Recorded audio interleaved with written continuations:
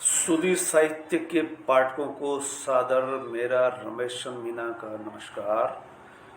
आज हम अरावली उद्घोष के स्तंभ संस्थापक संपादक मरहूम बीपी वर्मा पथिक को सादर नमन करते हुए उनके क्रियाकलाप, साहित्यिक कर्म और साहित्यिक संपादक खास करके आदिवासियों की आवाज़ बनने वाले बीपी वर्मा पथिक को श्रद्धांजलि स्वरूप ये वीडियो आदिवासी श्रृंखला में समर्पित है। बीपी वर्मा पथिक लगभग 9 दशक की जिंदगी जी करके गुजरे। इन्हें मैं अगर सही रूप में याद करूं तो अबुल कलाम आज़ाद की तरह अपने कर्म पथ पर इस तरह से कह सकते हैं कि राष्ट्रपति बनने के बाद कलाम साहब राष्ट्रपति भवन में कैद होकर के नहीं रहे, बल्कि भावी नागरिक, आज के बच्चे कल के नागरिक बनेंगे, उन पर उन्होंने फोकस किया और स्कूल जाते रहे और एक स्कूल के बच्चों को संबोधित करते हुए ही वो इस दुनिया से कूच कर जाते हैं। इस अर्थ में बीपी वर्मा पथिक लगातार 25 वर्षों तक अरावली उद्घोष के संपादक का कार्य बखूबी अंजाम देते रहे। मैं उनको सलाम करता हूँ और ये सलाम से ही मुझे याद आता है कि वीर भारत तलवार ने आपको जनसत्ता में एक लेख लिखा जिसका शीर्षक था एक आदिवासी संपादक की साधना। वीर भारत तलवार आदिवासियों में काम करने वाले प्रोफेसर रहे। जब वो एक सेमिनार में राष्ट्रीय संगोष्ठी में बूंदी पधारे थे, उस समय उन्होंने तय कर लिया था कि मैं जब राजस्थान में आया हूँ तो राजस्थान के आदिवासियों की आवाज़ अरावली उद्घोष के संपादक से मिलना चाहूँगा। वे सीधे कोटा से ट्रेन पकड़ करके हरिराम जी के साथ उदयपुर पहुँचते हैं और जिस तरह से उन साधक को उन्होंने देखा तो उन्होंने शीर्षक दिया और 2 दिन बाद ही जनसत्ता में ये लेख पढ़ने को मिला, एक आदिवासी संपादक की साधना। बेशक हम सब सलाम करते हैं। मैं अगर आज किसी तरह से कलम उठा सका हूँ तो आपकी ही बदौलत, और ये बात अधिकांश लेखक जो अरावली उद्घोष में प्रकाशित होते रहे, कहते रहे, लिखते रहे, जिसका कि मैं विवरण अभी देने वाला हूँ। पूरा संस्मरण मैं अगले वीडियो में सुना सकूँगा। इस वीडियो में सिर्फ इतना बता देना चाहूँगा कि ये अरावली उद्घोष का संस्मरण अंक था। आप 12 जनवरी 2012 को इस दुनिया से रुखसत कर जाते हैं। आप 90 पार के हो जाते हैं। ठीक 12 फरवरी 2012 को आप अपने दामाद के यहाँ हम सब इकट्ठे हुए और श्रद्धांजलि सभा आयोजित की गई। उसके ठीक बाद जून 2012 का अंक हमने वहीं तय किया था कि हम बाबा बीपी वर्मा पथिक के संस्मरण के बतौर ये अंक निकालेंगे, क्योंकि उन्होंने कई अंक आदिवासी विशेषांकों के निकाले थे। संयोग से मैं बता दूं कि मैं जवाहरलाल नेहरू विश्वविद्यालय से एमफिल के बाद पीएचडी की जो सिनाप्सिस जमा की थी, उसका शीर्षक था स्वातंत्रोत्तर हिंदी उपन्यास साहित्य में आदिवासी जीवन। मैं इस तरह की पत्र पत्रिकाओं की तलाश कर रहा था और मुझे कहीं से खबर लगी तब जब मैं हाड़ौती के महाविद्यालय बूंदी में ज्वाइन करता हूँ तो अरावली उद्घोष के संपादक को पत्र लिखा कि आपकी वो पत्रिका का अंक चाहिए जो आदिवासी विशेषांक। उधर से बीपी वर्मा पथिक का पत्र आया। उन्होंने लिखा कि रमेश जी, अरावली उद्घोष पूरी तरह से आदिवासी समर्पित पत्रिका है, इसलिए इसका तो हर अंक ही आदिवासी विशेषांक है।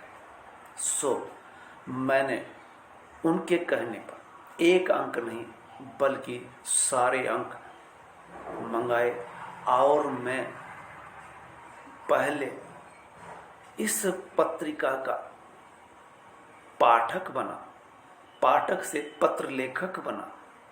इस तरह से सीडी दर सीडी बीपी वर्मा पथिक के पत्रों ने जो लगातार लिखते रहे, एक पत्र में अगर बात पूरी नहीं हो सकी तो दूसरा सेकंड लिख करके, आज तो हम भूल चुके हैं अंतर्देशी क्या होता है, पोस्ट कार्ड क्या होता है, बल्कि लिफाफा क्या होता है, तीनों को ही भूल चुके व्हाट्सएप फेसबुक के ज़माने। तो ज़्यादा दिन नहीं हुए, 12-13 वर्ष पूर्व बीपी वर्मा पथिक लगातार पोस्ट कार्ड लिख रहे थे और अरावली उद्घोष अंतिम सांस तक, जैसा कि मैंने अब्दुल कलाम आज़ाद के लिए कहा कि वो अंतिम समय तक विद्यार्थियों को संबोधित करते हैं और अंतिम सांस भी वो डाइस पर बोलते हुए विद्यार्थी भावी नागरिकों को संबोधित करते हुए ही प्राण त्यागते हैं। और आप भी उसी तरह से अरावली उद्घोष का अंतिम अंक का प्रूफ रीडिंग करते हुए, लेखकों को पत्र लिखते हुए और लेखकों के आए लेखों का प्रूफ रीडिंग करते हुए या लेखकों को पत्र लिखते हुए, इस तरह से आप इस फानी दुनिया से रुखसत कर जाते हैं। अब मैं ये बता दूं कि यह पहला वीडियो एक भूमिका भर है। किसी भी संस्मरण की गहराई में जाने के बजाय मैं चाहूँगा कि लगभग 15-20 लेखकों ने इस संस्मरण अंक में शिरकत की थी। उस शिरकत में जिन्होंने जिस तरह से लेख लिखे, ये कहें कि संस्मरण में श्रद्धांजलि के फूल अर्पित किए थे, उनकी भावांजलि देखिए। वे आदिवासी समाज के दर्पण थे, इस नाम से जनक सिंह ने संपादकीय लिखा था।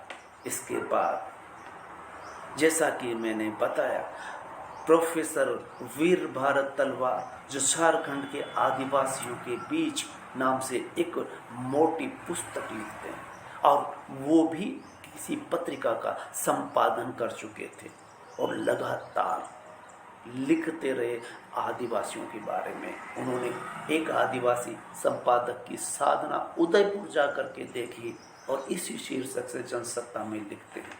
साधक बाबा पथिक साहित्यिक अभिव्यक्ति का साहित्यिक अभिभावक थे। बाबा साहब बिपिन बिहारी उपन्यासकार, कथाकार लिखते हैं। गुरु शिखर से गूंजने वाली आवाज, इस नाम से मैंने भी संस्मरण एक लिखा था।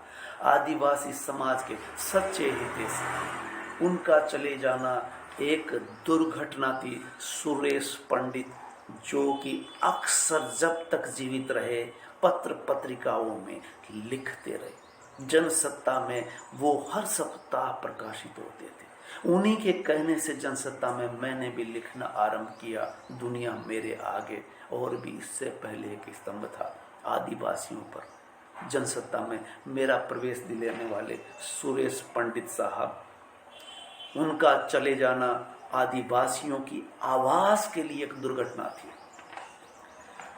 और भारत दोषी लिखते हैं, कभी थके नहीं बाबा साहब। सही लिखा है कि वो थके नहीं थे, बल्कि वो पथिक थे। जब उस राह जो उन्होंने चुन ली तो 9 दशक तक 90 वर्ष पार करने के बावजूद भी कलम के धनी कलम चलाते रहे और उनके कलम के शब्द आदिवासी की आवाज बने जो मूक रहे सदियों से। मील के पत्थर थे बाबा साहब, यशोदा मीना ने लिखा। आदिवासी साहित्य का सितारा टूट गया, आदिवासी सत्ता का संपादकीय लिखा गया। एक आदिवासी संपादक की साधना। आदिवासी समाज के भारतेंदु थे डॉक्टर केदार प्रसाद मीना। पथ दिखाने वाले पथिक, इस नाम से कविता मैंने लिखी, जिसको मैं थोड़ी देर में अंत में सुनाऊंगा। आबू पर्वत के गुरु शिखर की आवाज बजरंग बिहारी तिवारी, जो दिल्ली विश्वविद्यालय के प्रोफेसर हैं और दलित साहित्य के नामचीन लेखक, उन्होंने मेरे आह्वान पर बाबा साहब को श्रद्धांजलि देते हुए लिखा। आबू पर्वत के गुरु शिखर की आवाज थे बाबा साहब। आदिवासी साहित्य के केंद्र में लाने वाले ये लेख नहीं, संस्मरण था। और इसे लिखती है युतरत आम आदमी की संपादिका रमणिका गुप्ता, जिन्होंने दलित, आदिवासी और स्त्री चेतना परक पत्रिका निकाली थी। वो झारखंड जब बिहार का था, विधायिका बनती है 2-2 बार, और इसके बाद फिर वो इन मूकों की आवाज बन जाती है। अदम्य जिजीविसा को सलाम करते हुए गंगा सहाय मीणा, जो जवाहरलाल नेहरू विश्वविद्यालय में इस समय पढ़ा रहे हैं, और एक पत्रिका भी वो निकालते हैं।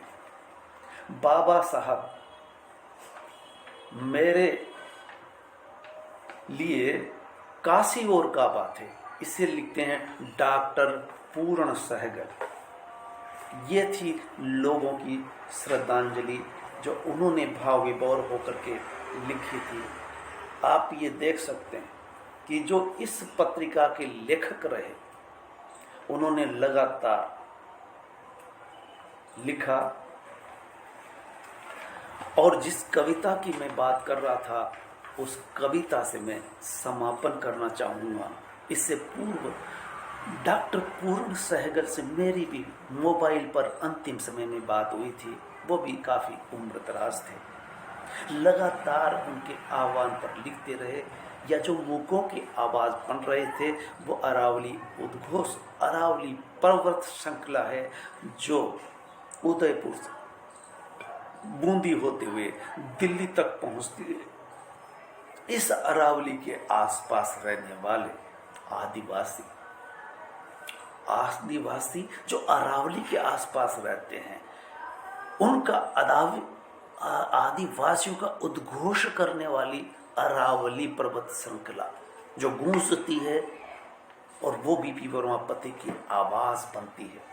तो मैं चाहूँगा पथ दिखाने वाले पथिक, जिस तरह से बीपी वर्मा पथिक पीछे शीर्षक लगाते हैं, पथ पर चलने वाले राही को ये कविता किस तरह से संबोधित करती है, व्यक्त करती है, ये भावना देखिए। जानता है पथिक दुख सुख आने जाने हैं, बसंत के बाद पतझड़, जन्म के बाद मरण, ठंड हो या लू के थफेड़े, तूफान चले या बरसे मूसलाधार, फिर भी अनवरत चलता है पथिक पथ पर। पथ पर, जो नहीं जानते चलना बोलना,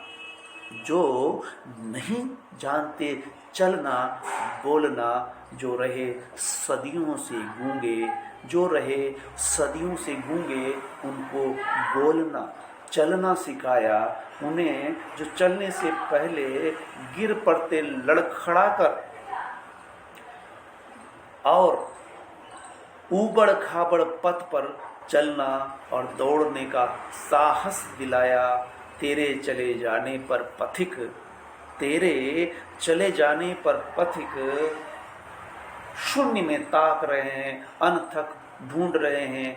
वह उंगली जो दिखाती रही राहें, खोज रहे हैं वह आवाज़ जो गूंजती रही है अरावली की पहाड़ियों में, जो शब्दों में ढलकर उतरती रही है, जो शब्दों में ढलकर उतरती रही है अरावली के पन्नों पर। ले सलाम पथ के राई, ये प्रशस्त करने,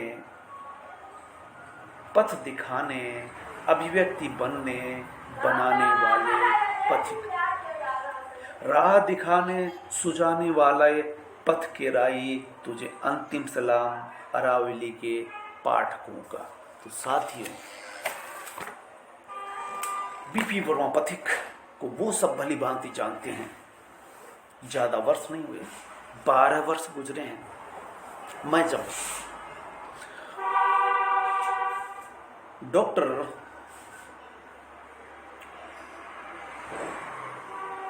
आदिवासियों पर काम करने लगा तो आपकी पत्रिका से जुड़ा हुआ।